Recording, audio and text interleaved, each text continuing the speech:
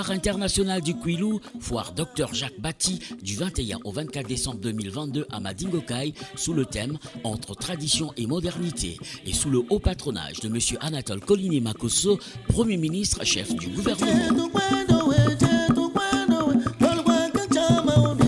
La foire internationale du Kwilu, c'est la découverte de Madingokai à travers sa diversité culturelle, gastronomique et artisanale. Au programme, conférence débat au sujet de la contribution de la femme rurale à la promotion de l'économie verte et à l'atténuation du changement climatique. Musique et danse, exposition artisanale, gastronomie. Du 21 au 24 décembre 2022, tous à Madingokai, à la foire internationale du Kwilu, une réalisation de l'association Amis de l'Afrique francophone AMAF et ses partenaires. Infoline 05 524 17 24 05 780 61 61.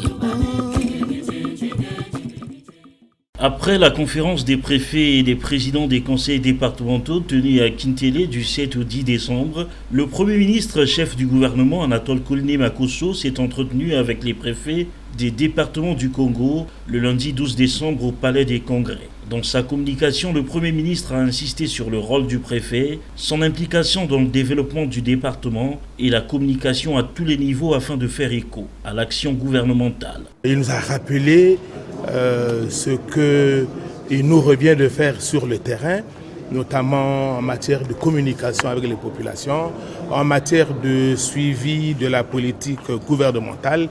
En tout cas, en un mot, on peut dire qu'il a insisté sur la politique de proximité que nous, les préfets, avec nos collaborateurs, les sous-préfets, les maires, les chefs du village, les chefs de quartier, les chefs de bloc, devons avoir sur le terrain. C'est pour ainsi dire, les préfets sont appelés à contribuer au succès de l'action liée à l'amélioration des conditions de vie des populations menées par le gouvernement.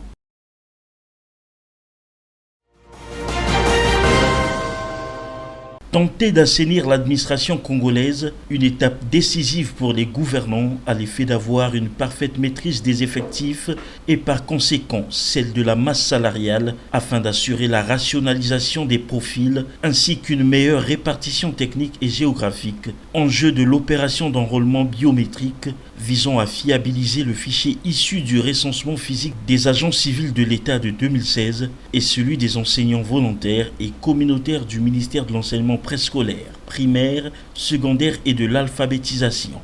Je voudrais ici, conformément à la note circulaire 22007 PM CAB du 23 novembre 2022, interpeller les membres du gouvernement et les responsables administratifs sur la nécessité d'assister et d'accompagner les équipes chargées de la conduite de cette opération. Je voudrais surtout leur rappeler, dans le même esprit de la note submentionnée, qu'aucune complaisance ne sera tolérée. De la sorte, la protection dont pourrait bénéficier un agent déserteur ou fictif de tout supérieur hiérarchique exposera ce dernier à des sanctions exemplaires. Ce fichier, une fois fiabilisé grâce à cette opération, servira à alimenter le système intégré de gestion des ressources de l'État. En appelant donc à une tolérance zéro, je reste convaincu que l'indispensable synergie entre les acteurs de cette opération salutaire va nourrir une activité d'une harmonieuse efficacité afin que les succès illustrent notre vision partagée. Organisée par les ministères de la fonction publique et de l'enseignement, avec l'appui de la Banque mondiale, cette opération lancée à Brazzaville va se dérouler en 3 phases et sera étendue dans les missions diplomatiques et consulaires du Congo à l'étranger. La première concerne le département de Brazzaville.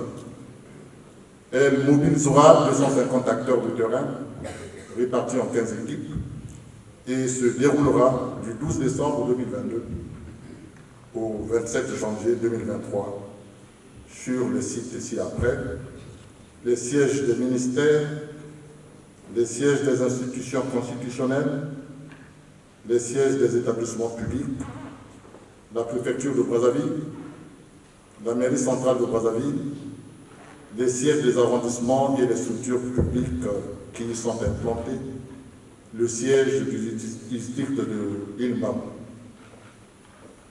La deuxième phase, celle des autres départements, aura lieu après la fin de la première phase, celle de Brazzaville. Les dates de son déroulement seront communiquées ultérieurement.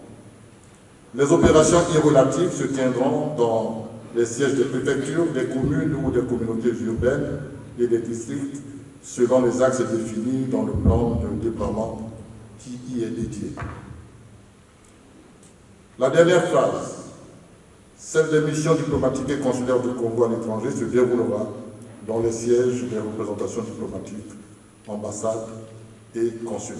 À l'issue de la cérémonie, un échantillon d'agents civils a été enrôlé en présence du Premier ministre et de quelques membres du gouvernement.